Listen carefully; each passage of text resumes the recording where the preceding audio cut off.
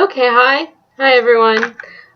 So this video is the first in what I'm hoping is going to be a series of videos where I just read from zines and maybe collections of zines that are odd in some way or unusual, just kind of a bit weird and out there. There's a lot of zines that are like this, and for me that's a big part of the charm of zines, is sometimes you find something that's just so bizarre it defies all explanation or description, and you just have to share it. And I think that's something that's kind of been lost with the internet, because there's so much weird crap on the internet that, like, finding weird crap isn't really a struggle anymore. You just have to Google search for anything at all, and you just find the weirdest shit.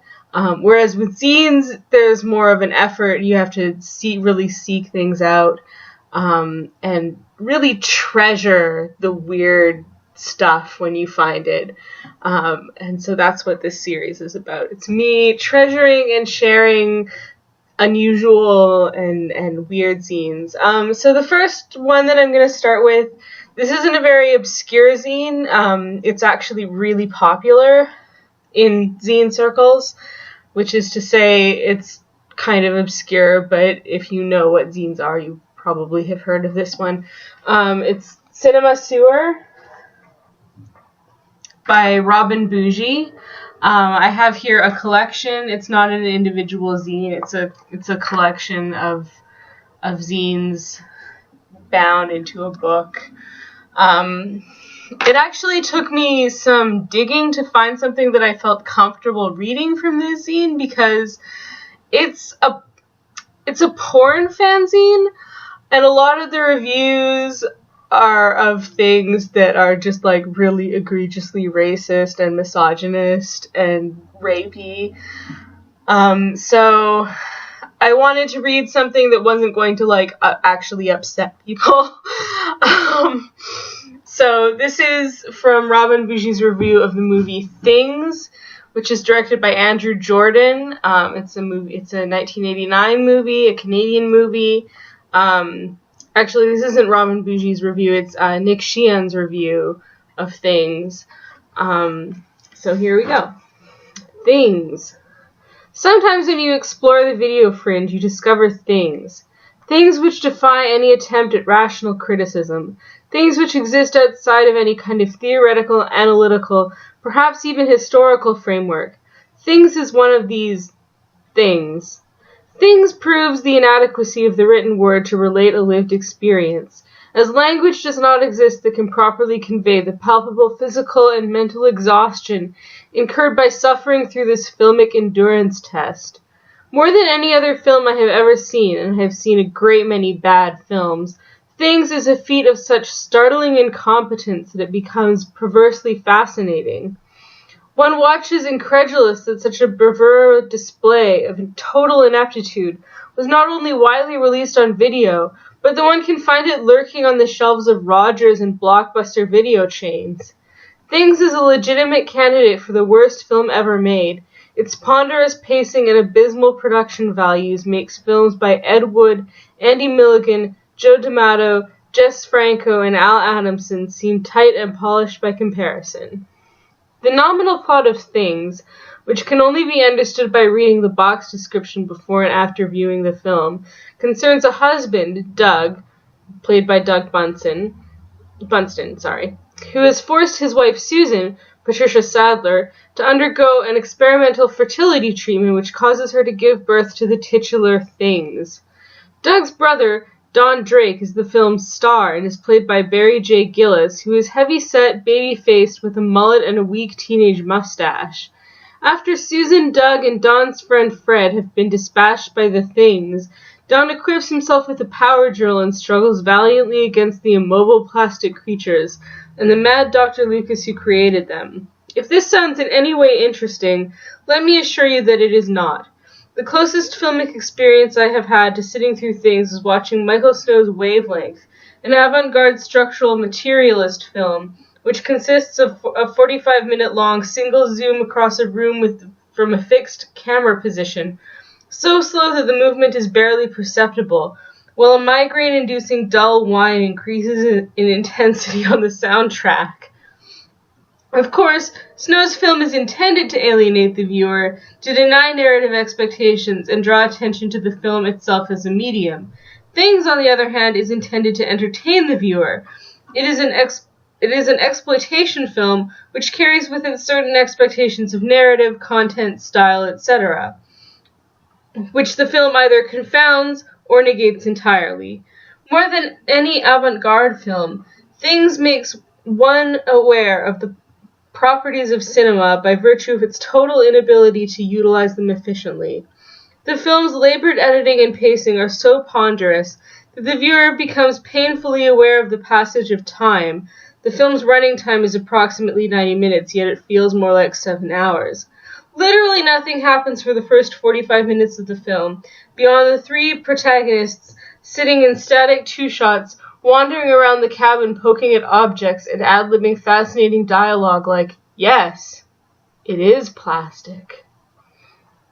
The film entirely dispenses with typical cause-effect relationships, with characters constantly doing inexplicable and pointless things.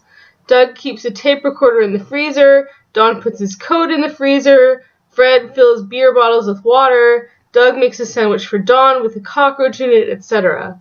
At one point right after Susan dies, Don launches into a synopsis of a horror novel he once read, which is so moronic it defies description. And at around 45 minutes into the film, Fred simply disappears entirely, causing Don to opine that he must have been pulled into the 4th, 5th, and 6th dimensions.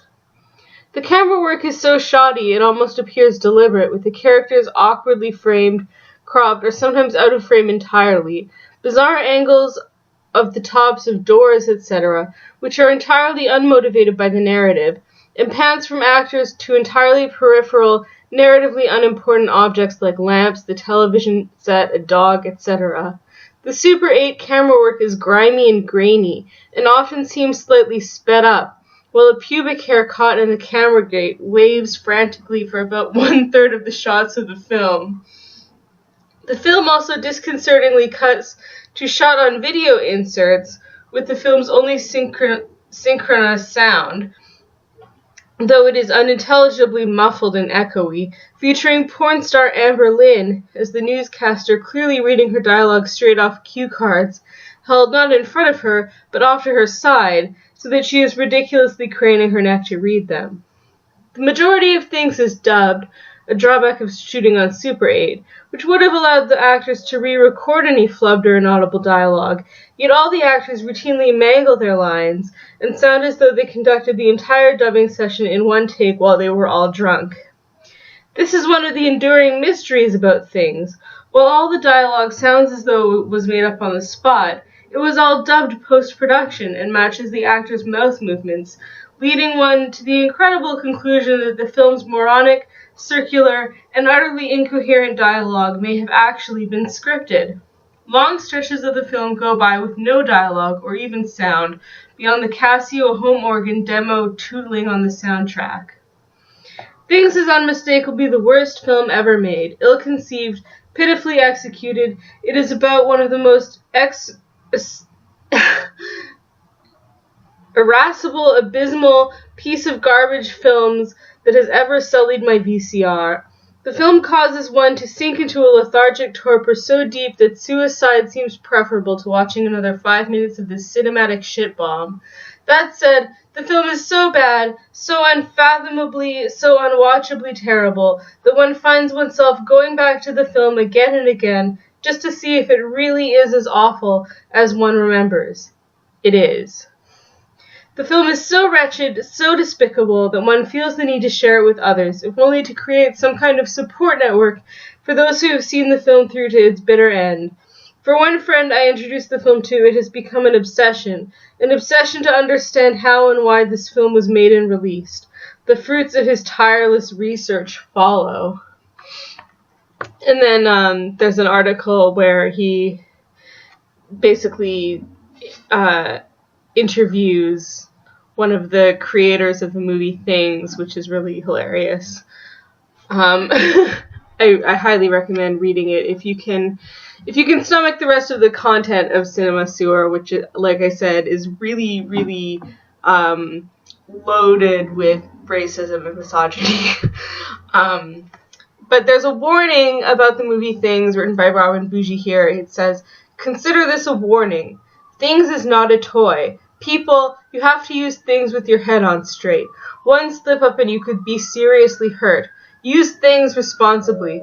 Don't just leave it around the house where children or innocent people may be damaged by it.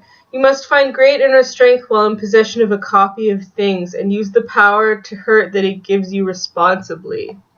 So, that is the Cinema Sewer review of the movie Things.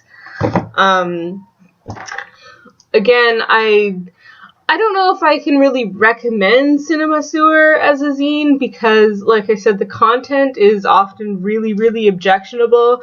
And I feel like if I recommend it, someone's going to come back to me and be like, I read Cinema Sewer, and it was full of stuff that was about, like, rape porn, and I found that really upsetting, and I'll be like, I know, it's awful, but if you're into weird porn, yeah, that's a zine that could be for you. Cinema Sewer by Robin Bougie. And my next video will be coming very soon. I actually just got a few zines in the mail from some people who wanted me to read from them. So yeah, thanks for watching, and bye.